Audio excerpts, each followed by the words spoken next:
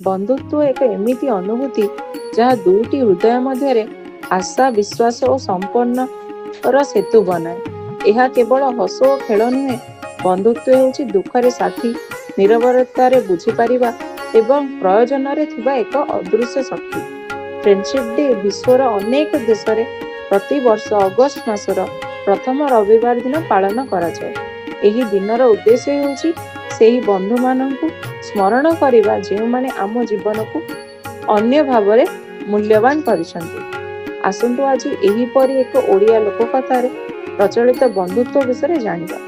ଓଡ଼ିଆରେ କଥା ଅଛି, ବନ୍ଧୁତ୍ୱ ହବ ବନ୍ଧୁ ମହାନ୍ତି ଭଳି ହବ। ଯାଜପୁର ଜିଲ୍ଲାରେ ଜଣେ ଦରିଦ୍ର ଦେବଭକ୍ତ ବା ଜଗନ୍ନାଥଙ୍କ ଭକ୍ତ ଥିଲେ ବନ୍ଧୁ ମହାନ୍ତି। ସେ ତାଙ୍କ ପରିବାର ସହିତ ଅତ୍ୟନ୍ତ ଦରିଦ୍ରତାରେ ଜୀବନ ବିତାଉଥିଲେ। ସେ ନିତିଦିନ ତାଙ୍କ ପରିବାରକୁ ପୁରୀରେ ଥିବା ତାଙ୍କର ଏକ ବନ୍ଧୁ ବିଷୟରେ କୁହନ୍ତି, କିନ୍ତୁ ତାଙ୍କ ପରିବାର ସଦସ୍ୟମାନେ ଜାଣିନଥିଲେ ଯେ ସେ ଯାହାକୁ ଜଣେ ସହଯୋଗୀ ବୋଲି କହୁଛନ୍ତି ସେ ହେଉଛନ୍ତି ଜଗନ୍ନାଥ।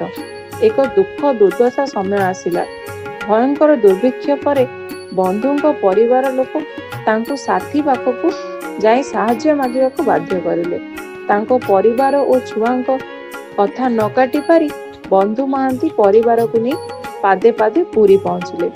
ଭୋକ ଶୋଷରେ ଥିବା ସମୟରେ ଦେଖିଲେ ସେ ଶ୍ରୀମନ୍ଦିରର ରୋଷ ଘରରୁ ବାହାରି ଆସୁଥିବା ପେଜ ଜଳରେ ମିଳିଛି ଅନ୍ନସାର। ସେହି ଜଳ ପିଇ ସେମାନେ କିଛି ରାତି ଅପେକ୍ଷା କଲେ। ସେହି ରାତିରେ ଏକ ବ୍ରାହ୍ମଣ ସ୍ୱରୂପ ଲୋକ ଆସି ବନ୍ଧୁ ବୋଲି ଡାକିଦେଲା। ସେ ଏକ ସୁନା ଥାଳିରେ ମହାପ୍ରସାଦ ଦେଲା, କହିଲା ଏହା ବନ୍ଧୁଙ୍କ ସାଥୀ ବନ୍ଧୁଙ୍କ ପାଇଁ ପଠାଇଛନ୍ତି। ଏହା ପରିବାର ଲୋକ ପାଇ ଅତି ଆନନ୍ଦରେ ଖାଇଦେଲେ। ସକାଳ ହେଲା। ସକାଳେ ଜଣାପଡ଼ିଲା ଯେ ଶ୍ରୀମନ୍ଦିର ସୁନା ଥାଳି ଚୋରି ହୋଇଯାଇଛି। ତାହା ବନ୍ଧୁଙ୍କ ପାଖରେ ମିଳିଲା। ସେଠାରେ ଚୋରି ବୋଲି ଧରା ପଡ଼ିଲେ। ସେ ରାଜା ବନ୍ଦୀ ହୋଇ ରହିଲେ।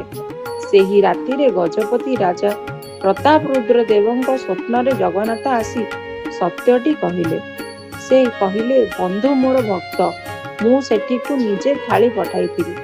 ରାଜା ସକାଳେ ବନ୍ଧୁଙ୍କୁ ସମ୍ମାନ ସହିତ ମୁକ୍ତ କଲେ ଓ ମନ୍ଦିରର ରୋଷ ଘରେ ରୋଷ ସେବା କରିବା ପାଇଁ ଅଧିକାର ପ୍ରଦାନ କଲେ।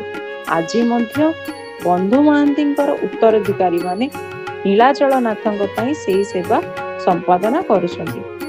ଏହା ହେଉଛି ବନ୍ଧୁ ମହାନ୍ତିଙ୍କର ମହାପ୍ରଭୁ ଜଗନ୍ନାଥଙ୍କ ସହ ଅଟୁଟ ବନ୍ଧୁତ୍ୱ।